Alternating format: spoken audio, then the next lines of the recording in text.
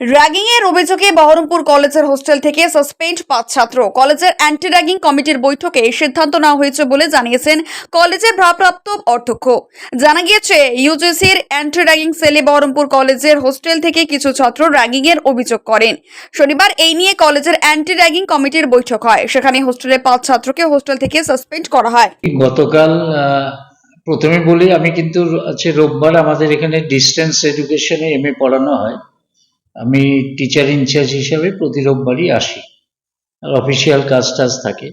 ওই গতকালকে সকালে ইউজিসির অ্যান্টি র্যাগিং সেল থেকে একটা আমাদের কাছে অফিসিয়াল মেল আসে। সেখানে যেটা লেখা ছিল তার জিসটা বলি, যে হোস্টেলের সেকেন্ড সেমিস্টারের কিছু ছাত্র হোস্টেলেরই 4th সেমিস্টারে কিছু ছাত্রের বিরুদ্ধে ওখানে অভিযোগ জানায় যে তাদেরকে কিছু ওরাল তারা হ্যারাসমেন্ট করেছে, মৌখিক কিছু বলা টলা ইত্যাদি হোস্টেলে বলেছে। তাই তারা আমাদেরকে না জানিয়ে, যেটা ওদের করা উচিত ছিল, কলেজ কর্তৃপক্ষকে জানানো উচিত ছিল, আমাদেরকে না জানিয়ে হোস্টেলের সুপারও আছে তাকেও জানায়নি। তারা সরাসরি ইউজিসিকে মেল করে।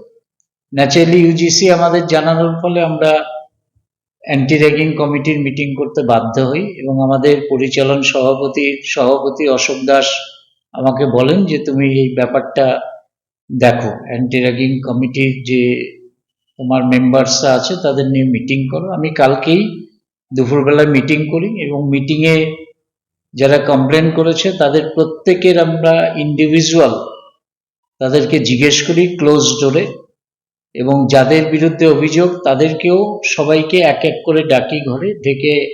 আমার অ্যান্টি র্যাগিং কমিটির যারা মেম্বার্স তারা জিজ্ঞাসাবাদ করে, সব জিজ্ঞেস করে যেটা হয়েছে সবই ওরাল তাদেরকে হ্যারাসমেন্ট করেছে। ফলে আমরা তাদের ভবিষ্যতের কথা ভেবে আমরা তাদেরকে হোস্টেল থেকে ওই 5 জনকে সাসপেন্ড করি, বলে দিই তোমরা হোস্টেল ছেড়ে চলে যাও, কলেজে পড়াশোনা করো, বাইরে কোথাও থাকো, হোস্টেল তোমরা ছেড়ে দাও। এটুকুই হয়েছে। না, আমি তাদেরকে এখনো মৌখিক আমরা জানিয়েছি। আজকে রবিবার, আগামী সোমবার তাদের হয়তো চিঠি দিয়ে জানাবো তোমরা ছেড়ে দাও। এটাই।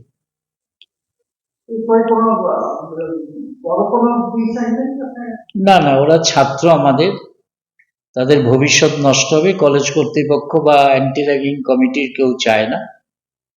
হয়েছে সাময়িক, আমি আবার ওদেরকে কিছুদিন বাদে ডাকবো, সবাইকে ডেকে আমি এটা মিটমাট করে দেবো, কারণ এটা আমার দায়িত্ব। এটা কারণ এরা অভিভাবক ছাড়া এখানে থাকে, আমি তো ওদের অভিভাবক। যারা টিচার, অধ্যাপক অধ্যাপিকা সবাই তাদের গার্জিয়ান, এটা আমাদের দেখার দায়িত্ব। যেহেতু ইউজিসি একটা মেল করেছে, ফলে আমরা এটাকে গুরুত্বটা দিয়েছি।